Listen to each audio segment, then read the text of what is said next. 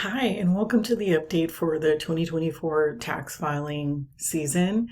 I'm Rhonda, and I just want to go over some of the changes that are new or just some things you should be aware of before filing for the 24 taxes. Here's our agenda. We're going to talk about how you can follow some of our social media pages, deadlines, meeting my daughter's company once upon a trip, individual update, business update, and then a little bit about planning and advisory. So here are some of the spaces where we can be found. My daughter's company as well can be found in those spaces. And you can go to linktree.ee/strategic taxes to see a page of links to a number of social media pages, also some of the links to like a reasonable compensation, our small business bookkeeping product as well, and to our website. So it's a great space. If you can't remember exactly what some of those addresses are, you can go there, click the link, and it'll directly take you there. So here are some of the deadlines that we are looking at this year. The partnership and multi-member and S corporation deadline is March 17th. The 15th is on a weekend, so it moves to the Monday. We would prefer if you can get all the paperwork in for that by the 26th. That gives us time to make sure that we have everything we need. Filing is becoming more and more complicated, so we need a little bit extra time to make sure we can meet the deadline. For individual taxes, corporations, single member LLCs, the deadline is April 15th. And so if you could have your paperwork and everything to us by the 21st, that gives us enough time to make sure that we can get everything done accurately and timely. If anything is received after that, unfortunately, we have to put it on extension so that we have enough time to do it without worrying about the deadline impending. If we get it done in time, we absolutely will get it to you. But, if it's not before that date, we can't guarantee that we'll have it done by the 15th or the 17th, depending on that deadline. So just be mindful of that. All right, and next we are going to meet Ava with Once Upon a Trip.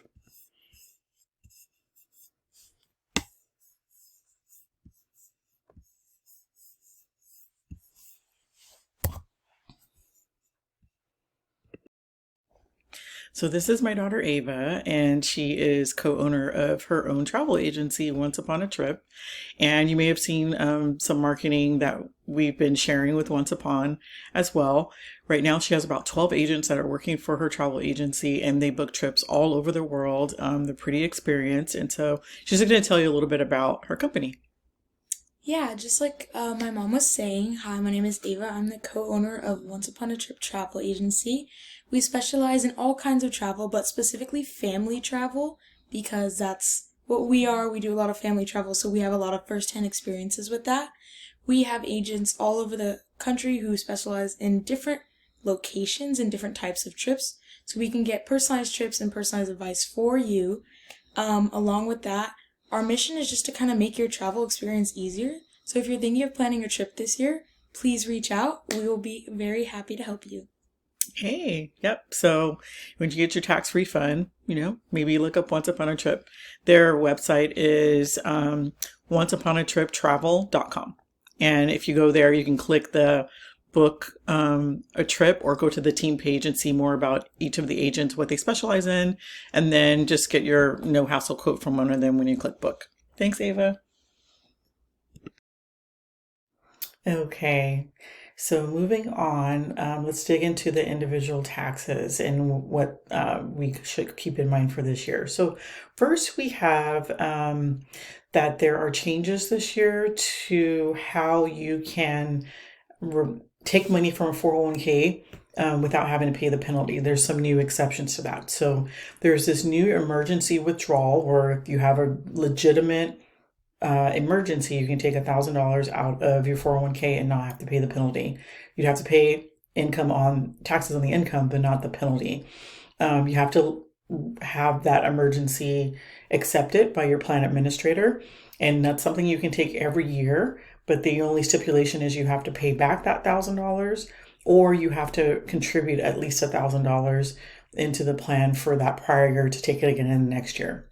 There also are a couple other extreme situations where you would be able to take money out of your 401k and not have that penalty. One would be if you're a victim of domestic abuse, you can take up to $10,000 or half of your plan balance. If you're terminally ill, there's no cap on what you can take, but your illness has to result in death in 84 months. I don't know who decides that. That seems very morbid, but that's the rule. The other is if you're the victim of a federal disaster. So, like here in Southern California, we have the wildfires. That's going to be something where they'll be able to take a maximum of $22,000 and spread that out over 3 years. And it could be retroactive. So, it could be something that has happened after January 1st, 2021. You can still take that 22,000 and then spread it over 11,000 per year to as income in those tax years, or you can always pay that back.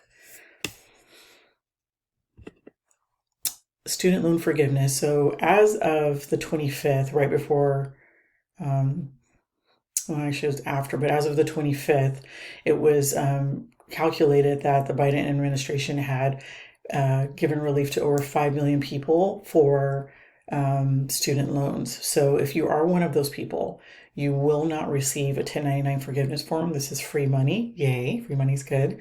So you won't have to pay taxes on that forgiveness. Normally, if you get anything forgiven, it's income to you and you pay taxes, but this is an exception, which is a nice thing to have.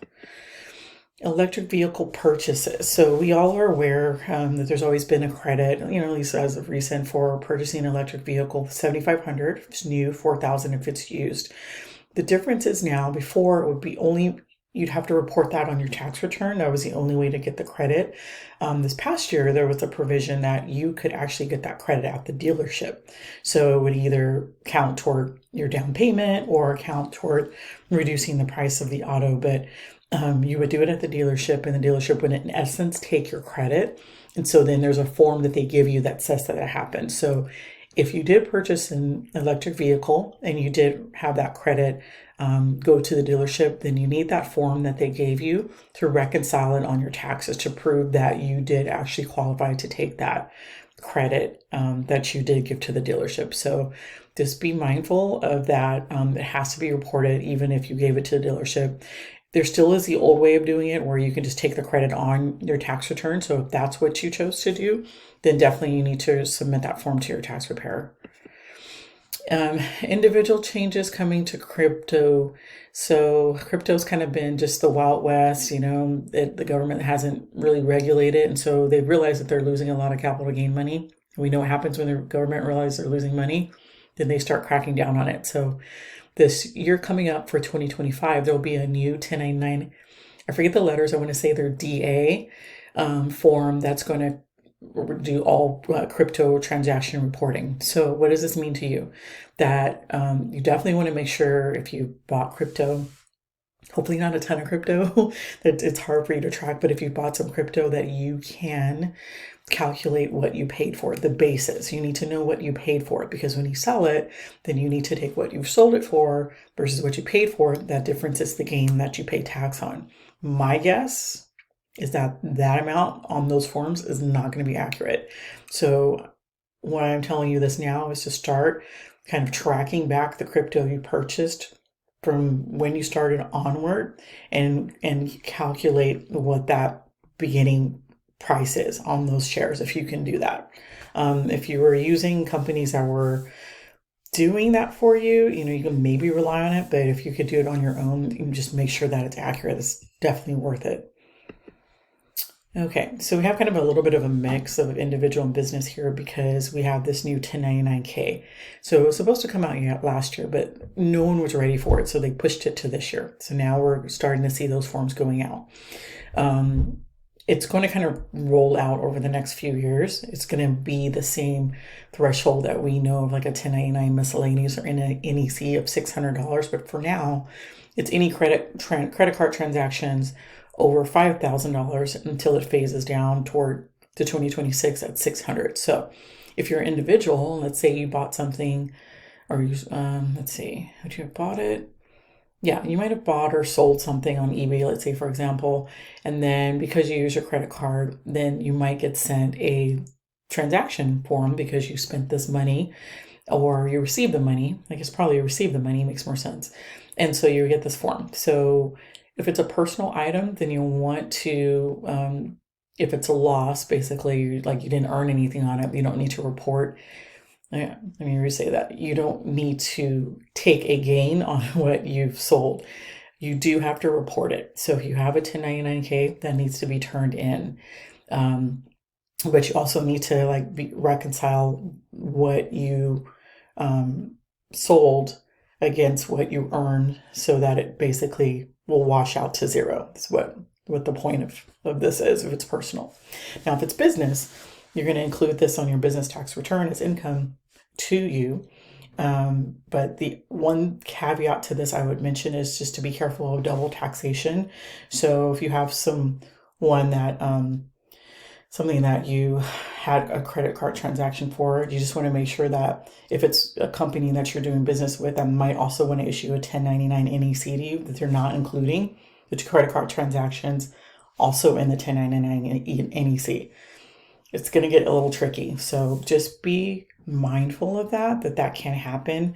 And definitely good records. You want to have very good records of what you have spent so that you can reconcile this at the year end.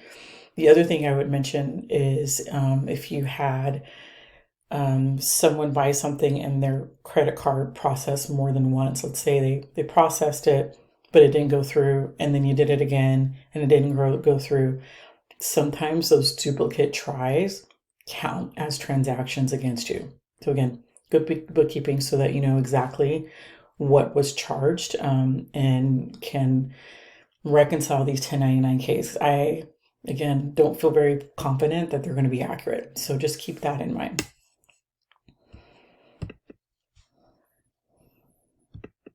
All right, the W-9, this is individual business kind of mixed as well. W-9 changes for LLC. So if you have an LLC, they changed this line 3 on the form this year. And so just keep in mind that if you have an LLC and you're not taxing it as a corporation, then you're going to fill out line 1 with your name, line 2 with the name of your LLC business, and you're not going to check that LLC box. It seems like you should, but you will not. You're going to click individual or sole proprietor. Reason being is they're now using that space only for corporations that are classifying themselves as such that are LLCs. So it's a little confusing, but that's why I'm bringing it to your attention, because it seems like, well, LLC, absolutely click the box. But no, if you kind of read the note about it, it's only for those companies that are treating themselves with a different tax classification that are also an LLC. Otherwise, you're going to click individual. All right, so this is the business section. We're going to talk about depreciation first. So we've been seeing that we had bonus depreciation for a number of years at 100%. Buy an auto, you depreciate the whole thing in the first year. Super great. Well, that's been set to start phasing down to get back to what it originally was. And so this is the second year we're seeing that. So the maximum of that depreciation this year is 60%. But there was a bill proposed a few months ago to extend that back to the 100%, but we've had a change of president, and so that's kind of stalled right now. It hasn't been passed as of now. It might get changed, but I just really don't know. So for now, 60%, but there is a potential that we might be able to have that 100% once they start working on changes to the tax law, because a lot of those changes from 2018 are expiring this year, and I don't know what's going to happen, but we will find out for sure. Okay, employee retention credit. So we talked last year about this, that if you had taken that credit in error, that you need to pay that back because they're going to start cracking down on those. And I'm already starting to see audits of ERC claims. If you did an ERC claim last year and you haven't received it, reason is that they paused them all because there were so much fraudulent ERC claims. So they paused it, gave people a chance to give back the money, figured out a better system for processing these, and now they're starting them back. So if you think you had one in error, you shouldn't have taken the money, you can always amend your employee forms, the same ones that you did to get the credit, amend it back, pay the money back. or if you have one that's out there right now and you can just withdraw it. BOI. Oh my goodness. This is madness. I feel like it's on, it's off, it's on, it's off. It's just been madness the last couple months. So last update is it's still in limbo because the Texas court decided that they didn't believe it was constitutional. And so it is currently optional for you to do this report until the Texas court is heard and they've had their day in court. But my feeling is ultimately it is going to be something that we need to do. So what you can do is you can decide to do it. If you haven't done it already, if you've done it already, then you have nothing to worry about. It's over with. You can go to fincen.gov and get it done, or you can go to use our partner. And if you use that link tree that I keep talking about, there is a link at the very bottom of that is for filing the BOI through our partner. The reason, the nice thing about using the partner is that when there's any changes to anything that you report in that BOI, you're supposed to go in within 30 days to avoid any kind of penalties. So, it's kind of the nice thing, like if you have an ID that's in there or you have an address, they'll send you reminders about it and make sure nothing's different. And then if your ID expires, then they'll send you a reminder to update your ID. So, for that reason, it might be worth paying that little bit of a fee just to make sure it's done right. But, you can always do it on your own. It's more than one way to do it. All right. Getting started this season. So existing clients, you will get an email as usual from me with that information in there. You're welcome to share the link to get started with the intake form with friends, family. That's completely fine for new clients. You're more than welcome to schedule a call so we can have a conversation and see whether it's a good fit. And as I've mentioned last season, we're doing advisory services with a lot of clients because some people just would like kind of a more year-round process. You kind of can't save on taxes at tax time. You kind of have to be working on saving on taxes throughout the year, using different strategies and kind of working out a plan to do that. And so that's what we do with clients that we do advisory services for. And so if that's something you're interested in, that's something that we can talk about for sure.